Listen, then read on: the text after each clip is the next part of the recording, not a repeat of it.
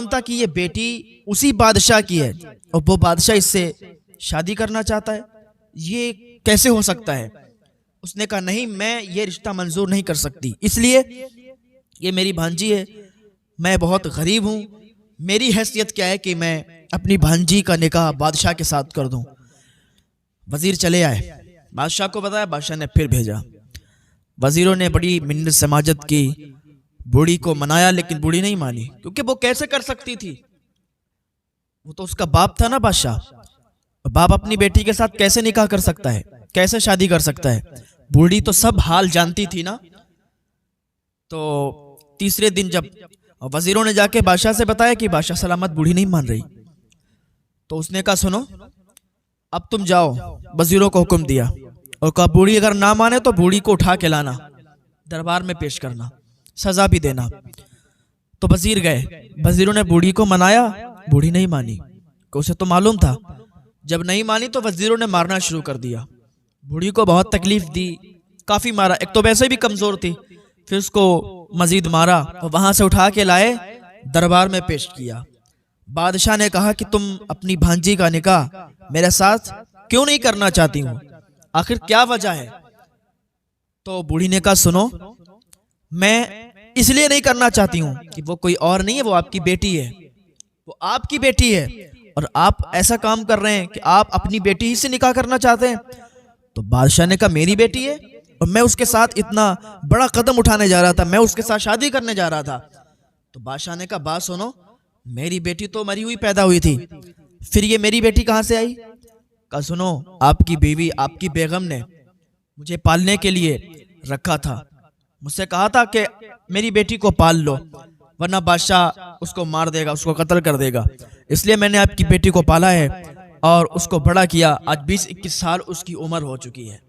بادشاہ نے جب اتنا سنا اس کو بہت غصہ آیا، بادشاہ نے اپنے بیٹے کو بلایا اور کہا سنو، میں نہیں چاہتا کہ میری بیٹی زندہ رہے، تو اپنی بہن کو اپنے ہی ہاتھوں سے مار دے، اس کو جنگل لے جا، لے جانے کے بعد اس کی آنکھیں نکال لے اور اس کا خون میرے پاس لے کے آ، اس کی آنکھیں اور خون جب دیکھوں گا تب مجھے سکون ہوگا، کیونکہ میں نہیں چاہتا کہ میری بیٹی پیدا ہو اور وہ یہاں رہے۔ اور اس بوڑھی کی ہمت تو دیکھو، اس نے میری بیٹی کو پالا ہے، اس بوڑھی کو تو اس نے معاف کر دیا، لیکن بیٹی کے لیے حکم سنا دیا اپنے بیٹے کو کہ لے جا اور اس کو مار کے آ، اس کی آنکھ اور خون میرے پاس لا۔ بیٹا تھا، بہن کو لے گیا جنگل۔ اب بھائی بہن کا پیار امڑ آیا، اور بھائی بہن کا پیار بھی عجیب پیار ہوتا ہے۔ بھائی اپنے بہن کے بارے میں کچھ غلط نہیں سوچ سکتا، اس کو نہیں مار سکتا، بہن اپنے بھائی کے بارے میں کبھی بھی کچھ غلط نہیں سوچ سکتی۔ کبھی بھی کوئی تکلیف بھائی پر آ جائے تو بہن آگے کھڑی ہو جاتی ہے، بہن کبھی برداشت نہیں ہوتی کہ اس کا بھائی پریشانی میں رہے، اور بھائی بھی یہ نہیں برداشت کر سکتا کہ اس کی بہن پریشانی میں رہے۔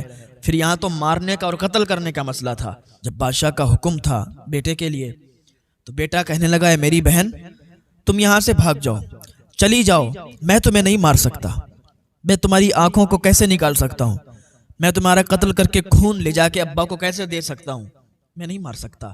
بہن کہنے لگی بھائی تو اپنی جان جوکھم میں کیوں ڈال رہا ہے، مجھے مار دے، اگر تو مجھے نہیں مارے گا نا تو بادشاہ تجھے مار دے گا، ابا تجھے مار دیں گے اگر تو مجھے نہیں مارے گا۔ اس نے کہا بہن تم مت سوچو اس بات کا، تم یہاں سے بھاگ جاؤ، میں اس کی بھی ترکیب نکال لوں گا کہ ابا کے سامنے کیسے پیش ہونا ہے اور کیا کرنا ہے۔ بہن نے کہا ٹھیک ہے بھائی۔ بہن چلی گئی جنگل میں۔ اب اس کو اتنا ڈر نہیں لگتا تھا کہ جانور کھا جائے گا یا کیا ہو جائے گا، کیونکہ اسے تو مارنے کا ہی حکم دیا گیا تھا۔ اب یہاں سے تو وہ بچ گئی نا۔ اس کے بھائی نے ایک ہرن کو پکڑا، اس کو مارا، اس کی آنکھیں نکالی اور خون نکال کے بادشاہ کے پاس لے گیا۔ بادشاہ نے جلدی جلدی دیکھا، کہا چلو ٹھیک ہے، وہ خون ہرن کا تھا اور آنکھیں بھی ہرن کی تھیں۔ جلدی میں اس نے دیکھا اور کہا چلو ٹھیک ہے، مار دیا، اچھا کیا۔ اب بادشاہ کو یہ یقین ہو گیا کہ میری بیٹی تھی، اس کو قتل کر دیا گیا، مار دیا گیا۔ ماں نے جب سنا تو اس کی دھڑکنیں تیز ہو گئیں، وہ رونے لگی۔ ماں تو ماں ہوتی ہے نا۔ تو بیٹے نے چپکے سے آ کے ماں سے کہا ماں آپ چنتا نہ کرو، بیٹی کو مارا نہیں ہے، میں نے بہن کو مارا نہیں ہے، بلکہ بہن کو میں نے نکال دیا، جنگل میں کہہ دیا میں نے کہ تو نکل جا، اور میں ہرن کو مار کے اس کی آنکھیں اور خون لایا ہوں۔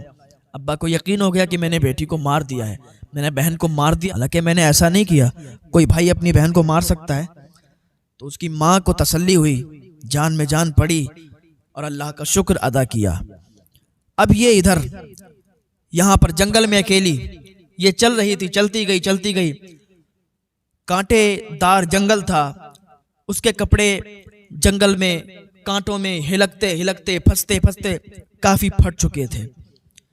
اب اس نے پتوں کو اپنے جسم پر لگایا ہوا تھا، پتوں سے اپنا جسم چھپایا ہوا تھا، بھوکی بھی بہت تھی۔